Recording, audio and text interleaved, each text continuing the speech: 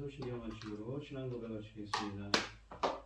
전능하사 천지를 만드신 하나님 아버지를 내가 믿사오며 그 외아들 우리 주 예수 그리스도를 믿사오니 이는 성령으로 잉태하사 동정녀 마리아에게 나시고 본디오 빌라도에게 고난을 받으사 십자가에 못 박혀 죽으시고 장사한 지 사흘 만에 죽은 자 가운데서 다시 살아나시며 하늘에 오르사 전능하신 하나님 우편에 앉아 계시다가 저리로서 산 자와 죽은 자를 심판하러 오시리라. 성령을 믿사오며 거룩한 공예와 성도가 서로 교통하는 것과 죄를 사하여 주시는 것과 몸이 다시 사는 것과 영원히 사는 것을 믿사옵나이다. 아멘. 찬송가 212장입니다. 찬송가 212장입니다.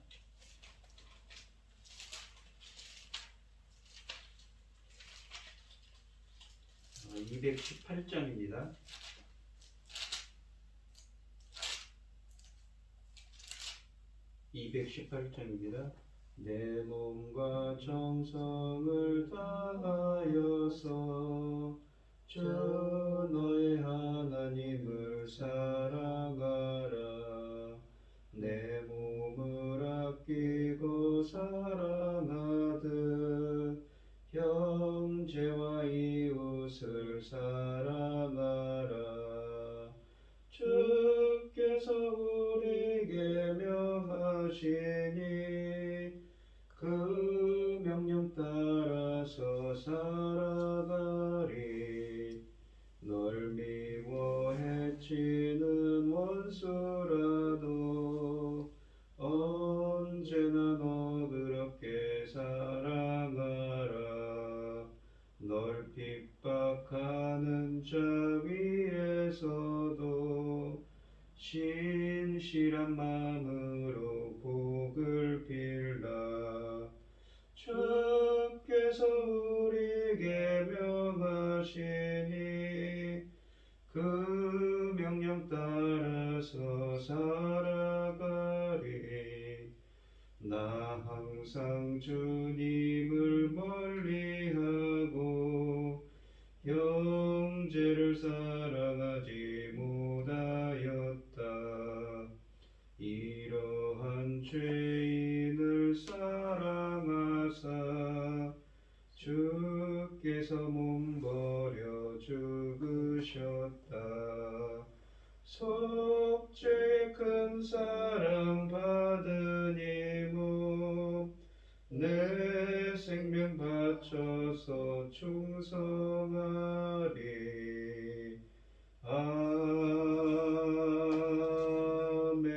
아멘. 오늘 함께 하실 하나님의 말씀은 출애굽기 20장 1절로 7절 말씀입니다. 구약성경 111쪽에 있습니다. 출애굽기 20장 1절로 7절 말씀입니다. 교독을 하도록 하겠습니다. 제가 먼저 읽겠습니다. 하나님이 이 모든 말씀으로 말씀하여 이르시되 나는 나를 애굽 땅 종되었던 집에서 인도하여 낸 네 하나님 여호와니라. 너는 나 외에는 다른 신들을 내게 두지 말라.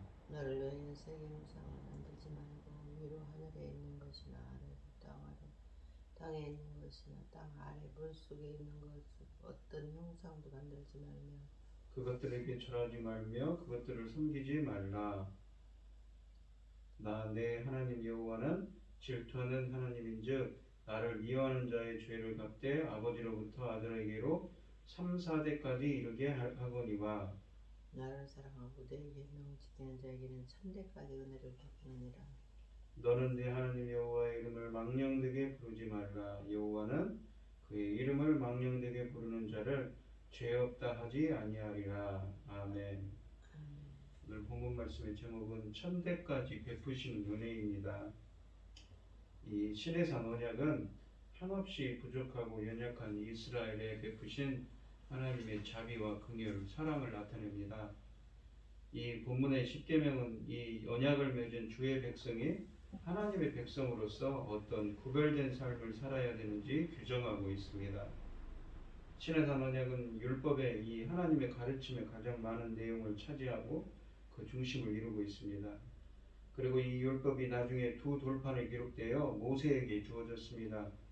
그 돌판을 증거판이라고 불렀고, 또한 그 돌판을 넣은 궤를 증거궤 혹은 언약궤라고 불렀습니다. 이것은 그 돌판이 언약 문서임을 나타냅니다. 따라서 본문에 주어진 법의 내용을 언약문이라고도 부를 수 있을 것입니다. 물론 십계명과 함께 뒤에 주어지는 법들, 그러니까 언약의 책들이라도 불리는 이 율법들도 모두 언약의 율법에 포함됩니다. 그 중에서 십계명이 가장 핵심적인 언약의 계명이고, 그 뒤의 법들은 십계명에 대한 해석이며 또 부가적인 것으로 볼 수도 있습니다. 이 계명이 10가지라는 것은 이 20장 오늘 본문에서는 나타나지 않지만 34장 28절에 언급됩니다. 10가지 계명은 크게 두 부분으로 나누는데, 1계명에서 4계명은 하나님과의 관계를 다룹니다. 반면에 이 5계명부터 10계명은 이웃과의 관계를 다룹니다.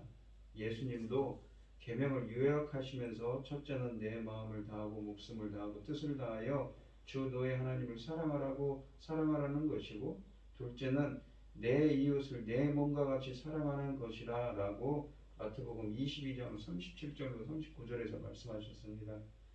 이 십계명은 토라의 중심이며 하나님께서 주신 모든 법의 요약이라고 할 수가 있습니다. 이것은 일시적이거나 한정적인 명령이 아니라 이스라엘 전 역사에서 모든 백성이 반드시 지켜야 할 절대적인 규범이었습니다. 이 1절 말씀에 보시면 하나님이 이 모든 말씀으로 말씀하여 이루시되 라고 시작합니다. 먼저 언약의 당사자인 자신이 하나님이심임을 밝힙니다. 그리고 앞으로 전개될 모든 명령은 자신이 친히 선포하신 말씀임을 강조하십니다. 2절의 히브리어 문장은 나는 여호와 곧 너의 하나님이니라 라고 시작합니다. 시내산 언약에서 하나님 자신이 누구신지를 분명히 밝히십니다. 바로 자신을 여호와로 지칭하십니다. 옛 호렙산에서 모세가 여호와의 이름을 물었을 때에 하나님은 자신이 여호와이심을 분명히 밝히신 적이 있습니다. 출애굽기 3장 14절로 15절 말씀에 있지요. 그리고 이스라엘을 구원하실 때에도 여호와라는 자신의 이름을 걸고 나섰으며, 홍해의 사건을 통해서도 이집트 사람들에게 자신이 여호와이심을 알게 하셨습니다. 이스라엘 백성들도 홍해 사건을 경험한 후 그가 여호와이심을 고백하였습니다. 이 15장 3절에 쓰여져 있지요. 이스라엘 백성에게는 자신을 구속하신 분으로 여호와를 인식하고 있었습니다. 이제 언약에서 하나님은 자신이 바로 그 여호와이심을 분명히 밝히고 계십니다. 그리고 하나님은 자신과 백성과의 관계를 다시 설정하십니다. 자신을 너의 하나님이라고 하십니다. 여호와 그는 세상 밖의 그 어떤 신이 아니라 바로 이스라엘의 하나님이시라는 것입니다. 어떻게 그분이 이스라엘의 하나님이 되시는가요? 그것은 바로 이집트에서 종살이하던 그들을 구출해 내심으로써 증명되었습니다. 하나님은 이집트에서 고통받고 있던 이스라엘을 자기 백성이라고 하셨고, 그리고 바로에게 내 백성을 보내라고 요구하셨습니다.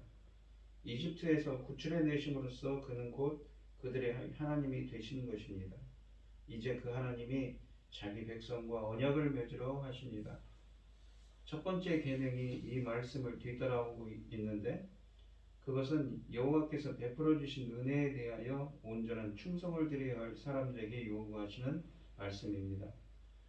이런 온전한 충성은 뒤따라오는 나머지 9가지 계명들의 기초가 되고 있습니다. 여호와께서 살아계시고 또 이스라엘의 하나님이 되시기 때문에 이스라엘 역시 존재하며 특별한 백성이 되어야만 하는 것이지요. 이제 시내산 언약의 가장 중심이 되는 법령을 하나님께서 선포하십니다. 하나님께서 언약의 의무사항으로 주시는 백성들이 지켜야 할 계명들은 크게 두 부류로 나눕니다. 첫째, 하나님 자신에 대한 명령이며, 둘째는 이웃 간에 지켜야 할 명령입니다. 십계명은 출애굽기 20장과 신명기 5장 두 곳에 기록되어 있습니다. 물론 신명기 5장은 이 모압 백성 모압에서 이 모세가 모압 평지에 모아놓고 이 출애굽을 하고 요단강을 건너기 한 달 전에 이 모압 평지에서 지난 날을 회상하면서 한 마지막 설교를 담고 있습니다. 이 3절에서 이 첫 계명은 너는 나 외에는 다른 신들을 내게 두지 말라라고 되어 있습니다. 이것을 통하여 하나님은 스스로 유일신이심을 선포하십니다. 그 어떤 신도 여호와와 건줄 만한 자가 없습니다. 이스라엘은 이 유일신에게 충성심을 보여야 합니다. 십계명은 모두 히브리어 부정어인 이 로로 시작합니다. 이 단순 문장에서 이 로라는 말은 아니다라는 부정어이지만 이 본문과 같이 이 제3계명에서는 절대 부정어로서 미완료 시제의 절대 부정어로서 절대 뭐뭐 하지 말라는 강한 부정적인 명령입니다. 어떠한 다른 신도 섬기지 말라는 것으로 이해할 수가 있습니다. 이 첫 계명은 언약의 백성이 지켜야 할 가장 기본적인 법으로서 앞으로의 역사에서 이스라엘 신앙의 기준이 됩니다. 이것을 어기는 것은 언약의 모든 것을 어기는 것과 같습니다. 다른 면에서 모든 것이 선할지라도 이것을 어기면 언약을 파기하는 것이 됩니다. 이 계명을 어기고 다른 신을 섬기는 자는 저주를 받을 것이고 멸망할 것입니다. 나 외에는 이라는 말은 문자적으로 나를 넘어서 또는 나를 덧붙여서 라는 뜻으로서 우상 숭배를 생각과 말과 행동에서 철저히 금지하는 것일 뿐만 아니라 여호와 하나님을 향한 경외와 사랑 그리고 경배에 대한 적극적인 명령인 것입니다. 십계명 가운데 첫 번째 계명은 뒤에 나오는 나머지 9계명의 기초가 되며 십계명이 보증해주는 관계의 기초가 되고 있습니다. 이것은 절대적인 우월성을 지니고 있는 것으로서 여호와와 언약관계에 들어가기를 원하는 사람들에게 요구되는 가장 근본적인 조건입니다. 첫 번째 계명은 언약 공동체의 필수적인 기초가 되고 있습니다. 여호와께서는 이스라엘과의 특별한 관계 속에서 당신 자신을 보여주셨습니다. 그러나 그러한 관계는 이스라엘이 여호와께만 충성할 때 발전할 수가 있습니다. 여호와께서는 그들을 구원하여 자유를 주셨고 또 건져내어 인도해 주셨으며 그 다음에는 그들을 친히 찾아와 주셨습니다. 만약 그 다음 단계가 있다면 그것도 그들을 위한 것임에 틀림이 없습니다. 그들이 여호와의 임재 앞에 있다면 다른 신들을 섬겨서는 안 되는 것입니다.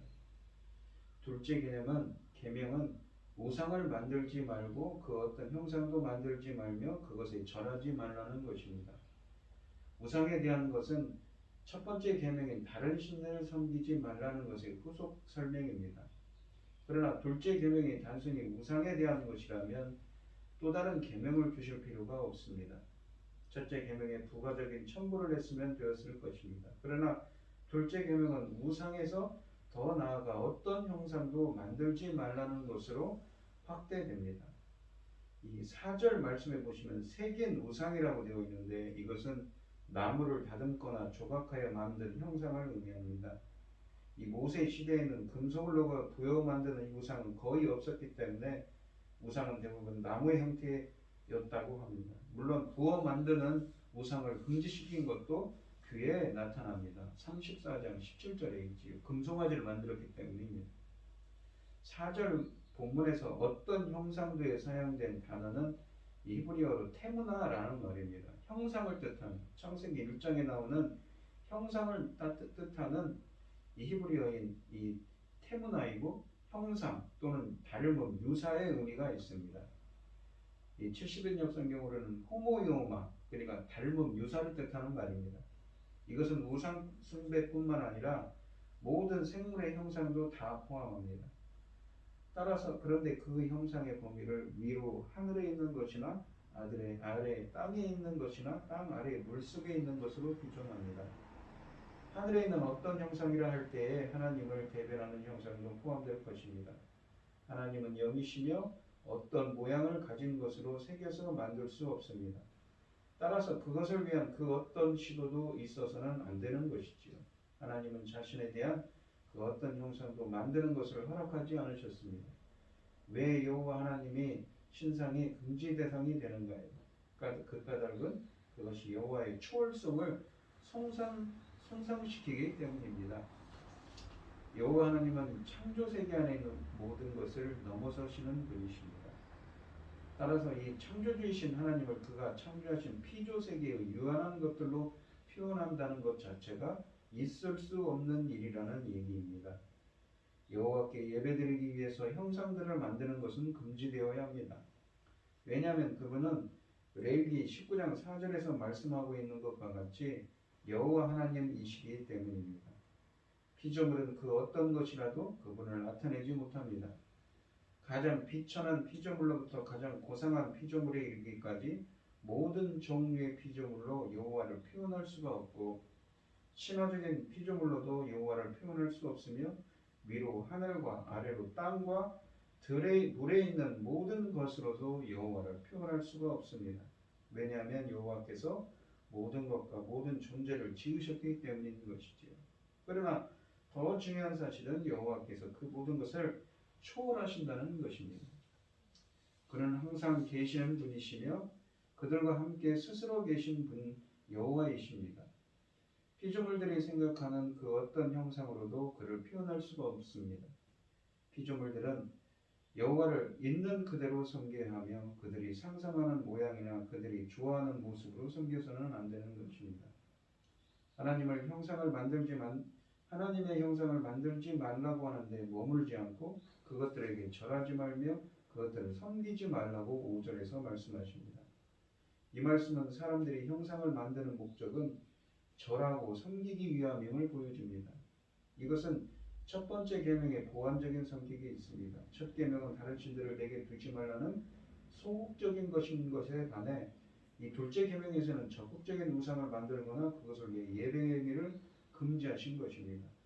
하나님은 이 명령을 더 엄격하게 만들기 위해 내 하나님 여호와는 질투하는 하나님이라는 것을 5절에서 명시하고 계십니다. 질투한다 라는 이 히브리어 카나는 이 열심히 있는 이라는 의미와 질투한다는 의미를 두 가지 의미를 담고 있습니다. 성경은 주님과 하나님의 백성의 언약 관계를 이 결혼 관계로 표현을 합니다. 우리가 요한계시록 19장에 보시면 어린 양의 혼인잔치가 나옵니다. 흰옷 입은 자들, 옳은 행실, 의롭게 된 자들에게 입혀지는 옷을 흰옷을 입은 자들이 참여하는 어린 양의 혼인잔치가 나오지요. 또한 이 언약 관계를 깬 자들에게 뭐라고 하냐면 다른 우상 숭배하는 자들에게 음란히 섬긴다는 표현을 출애굽기 34장 15절에 쓰고 있습니다. 특히 신약에 있어서는 예수 그리스도는 신랑이고 교회는 신부로 에베소서 5장 말씀 5장 22절로 32절 말씀에서 설명하고 계십니다. 만일 아내가 간음한 경우 남편이 아내와 그 정부를 죽이는 것이 허용되는 법이 있는데 이것은 남편의 질투를 정당화한 것입니다. 하나님은 자기와 백성 사이를 남편과 아내의 관계로 비유하고 또 백성의 우상 숭배를 간음으로 비유합니다. 일반 사람이 아내의 불륜을 보고 지나칠 수 없듯이 하나님도 질투하는 분이심을 밝힘으로써 그러한 처벌을 할 수 있음을 천명하신 것이지요. 질투는 사랑을 전제합니다. 아내를 사랑하기 때문에 질투가 생기는 것입니다. 하나님도 자기 백성을 사랑하기 때문에 그의 질투와 분노는 더 커질 것입니다. 우상에게 절하는 자를 하나님은 나를 미워하는 자라고 규정합니다. 실제로 백성이 하나님을 미워하지는 않을 것입니다. 미워하다의 이 사내라는 히브리어는 사랑하다의 반대말입니다. 아내가 남편을 사랑하지 않기 때문에 불륜을 저지릅니다. 이런 불륜한 아내의 행동을 더 적극적인 미워하다는 말로 표현하는 것입니다.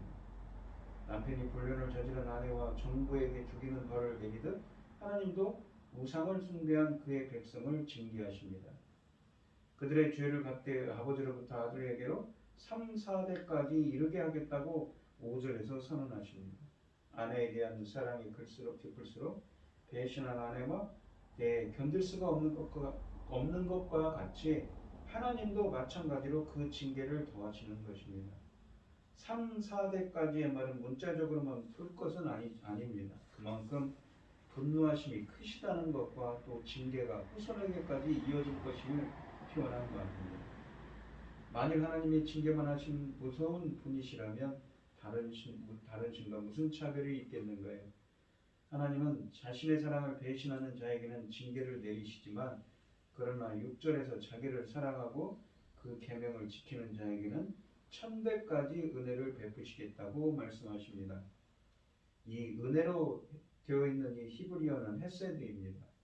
언약에 기반한 신실한 사랑, 기본적으로는 자비나 인자의 뜻이지만 이것은 근본적으로 언약에 기반한 신실한 사랑의 의미를 담고 있습니다. 이 단어는 기본적으로 하나님에게 사용되었고 많은 경우에는 언약과 관계된 단어입니다. 이 헤세드는 하나님의 언약에 대한 신실하심에 근거하여 언약을 지키는 자기 백성을 향하여 베풀어 주시는 하나님의 사랑을 가리킵니다. 20장 부문은 현재 언약을 맺는 장면입니다. 언약을 지킨다는 것을 언약의 율법을 잘 지키는 것입니다. 이것이 바로 하나님을 사랑하는 증거가 됩니다. 백성이 이렇게 하나님에 대한 사랑을 보여줄 때 하나님도 자신이 언약의 신실하심을 보여주며 그들에게 언약의 사랑인 헤세드를 베풀어 주실 것입니다. 그런데 하나님의 진노는 3, 4대까지 내려질 것이지만 하나님의 사랑은 1000대까지 이어질 것이라고 말씀하십니다. 이것은 수를 헤아릴 수 없을 정도로 많다는 표현으로 보아야 합니다. 진노를 베푸시는 양보다 은혜를 베푸시는 것이 더 크고 길게 지속될 것임을 강조하고 있는 표현입니다. 이 7절에서 제3계명은 여호와의 이름을 망령되게 부르지 말라는 것입니다. 망령되게라는 히브리어는 이 공허함, 헛됨, 그리고 거짓을 뜻하는 말입니다. 망령되게 부르지 말라는 것은 여러 가지 의미로 해석될 수 있는데 첫째는 여호와 이름을 가지고 거짓 맹세하지 말라는 것입니다. 하나님은 여호와 이름으로 사람을 저주하거나 축복하게 하셨습니다. 그러나 본문에서는 자기의 이 유익을 위해 하나님의 이름을 여호와 이름을 두고 거짓 맹세하는 것을 금하신 것입니다.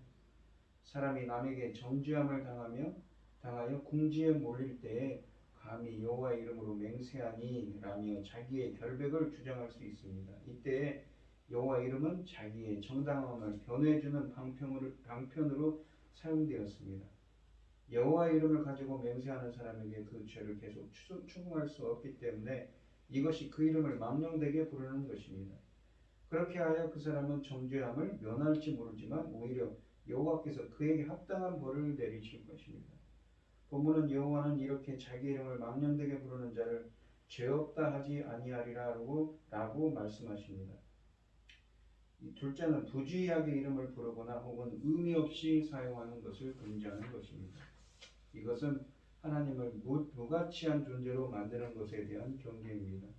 하나님의 이름이 가볍게 여겨지거나 조롱거리가 되어서는 안 되기 때문입니다.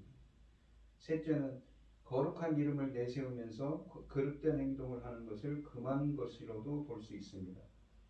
이상에서 본 바와 같이 이 계명은 여호와의 이름을 부를 때뿐만 아니라 그 이름으로 행하는 행동도 신중해야 함을 강조한 것입니다. 그러나 그 신중함이 너무 지나쳐 해가 된 경우도 발생했습니다. 바벨론 포로 이후에 유대인들은 그 이름을 부르는 대신 4개의 문자 이름, 그러니까 바구의 요드에로 이렇게 나누어 부르면서 그냥 아도나이라고 발음했다고 합니다. 그 이름이 너무 거역하였기 때문에 행여나 망령되게 일컫지 말라는 계명을 범할 수도 있음을 우려한 때문이라고 합니다. 이것이 오래 지속되니 그들은 그 이름의 정확한 이 발음을 잃어버렸습니다. 오늘날도 많은 번역 성경들이 여호와 이름을 전혀 사용하지 않고 그냥 우리는 그 이름을 부를 의미가 사용하고 있지 않지만 우리는 그 이름을 부를 의무가 있습니다. 왜냐하면 하나님은 자신의 이름을 영원히 기억하도록 명령하고 있기 때문이지요. 출애굽기 3장 15절에서 하나님이 모세에게 너희 조상의 하나님 여호와라 이는 나의 영원한 이름 대대로 기억할 나의 표본이라 라고 이스라엘 백성에게 말하라고 하였습니다. 그리고 구약성경에는 자주 여호와 이름이 독특함에 강조됩니다. 그리고 많은 곳에서 하나님은 자기 이름을 밝히면서 어떠한 특별한 일을 하고 계심을 밝힙니다. 이상에서 볼 때 우리는 여호와 이름을 불러야 하며 그 이름을 항상 기억해야 합니다. 헛되게 부르지 않도록 조심을 하라고 했지 부르지 말라고 한 것은 아닙니다. 오늘날 우리도 조심하면서 그 이름을 불러야 할 것입니다. 그 이름은 발음에 대해서는 여호와로 불러야 하는지 혹은 야훼로 불러야 되는지는 옳을지에 대한 논란이 많습니다. 그러나 원어민이 아닌 이상 이 이름의 발음은 정확히 부를 수는 없는 것 점을 감안한다면 둘 다 가능하다고 생각합니다. 문제는 그 이름을 불러야 한다는 것이고 또 그 이름을 알고 부르는 것이 중요하다는 것이지요.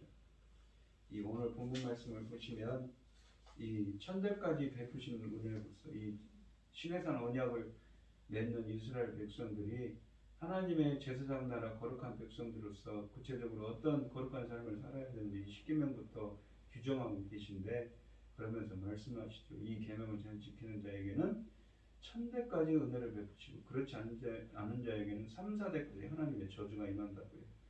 우리가 이 십계명을 두렵과 떨림으로 잘 지키는 자가 되시고 여기 본문에 있는 것처럼 천대까지 하나님이 주신 헬세드 언약에 기반한 신실한 사랑을 체험할 수 있는 우리 성도님들이 되시기를 축원드리겠습니다. 기도하겠습니다. 하나님 아버지 감사합니다.